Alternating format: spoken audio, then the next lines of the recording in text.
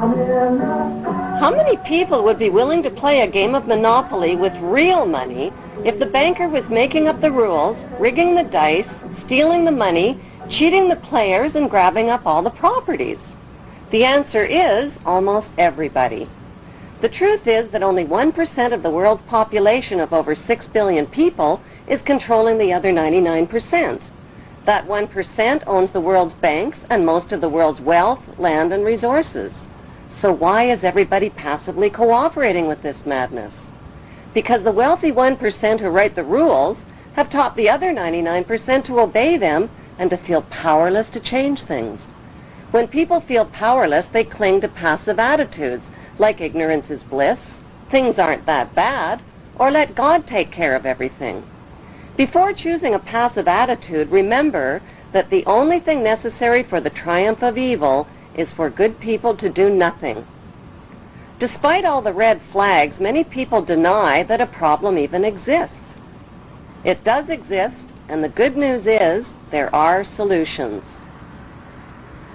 The solutions lie in knowing what the three biggest fears of the world's ruling families are. The first biggest fear is exposure. They have gone to great lengths to cover up their trail of crimes and to win the public's trust through their media monopolies. Without public trust, their ancestral plan for global control is doomed. Their second biggest fear is losing public support. If the public stops cooperating, their plan is guaranteed to fail. Their third biggest nightmare is organized resistance by an informed and fearless public. The ruling families know from past experience that the will of the people can defeat all their military and monetary might. Vietnam is a perfect example.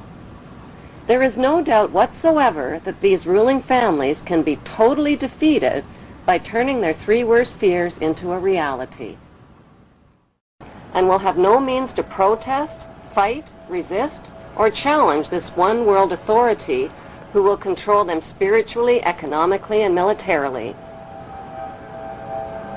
Every human being will be electronically tattooed and will become helplessly dependent on this one world authority for all of their most basic needs.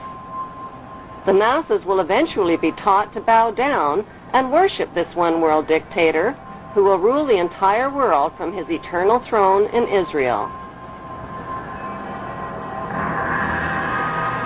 The big question is, who is this charismatic leader that the entire world would be willing to accept as their ruler?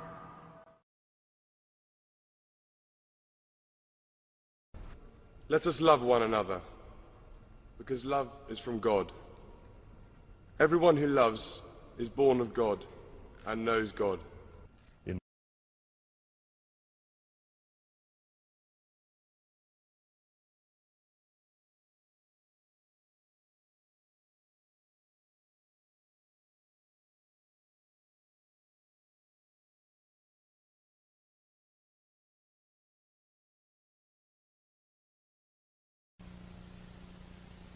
He will also be accepted by worldwide Freemasonry and secret societies, which he is a member of. As the son of Princess Diana, he is already loved and worshipped.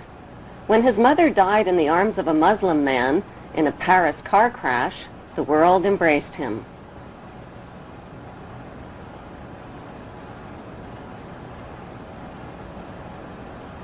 On May 31st, 2004, the Rothschild-controlled Associated Press published a photograph worldwide taken by Alistair Grant. The photo shows Prince William posing with a lamb like Jesus Christ, who the Bible calls the Lamb of God. What is the significance of this photograph? To the unaware observer, the photograph is perfectly innocent, but to insiders familiar with the protocols of Zion, Freemasonry, and the Book of Revelations, William is identified in the photo as the Antichrist. The Antichrist has been described in art and literature as handsome and charming and a master of lies and deception. Freemasons call him the Baphomet, or Goat of Mendes. He has also been described as the embodiment of evil and the enemy of God, and has been called Satan, Lucifer, Pan, the Beast, and Amen. He is commonly illustrated with cloven hind hooves. Why is Prince William holding up a cloven hind hoof in the photograph?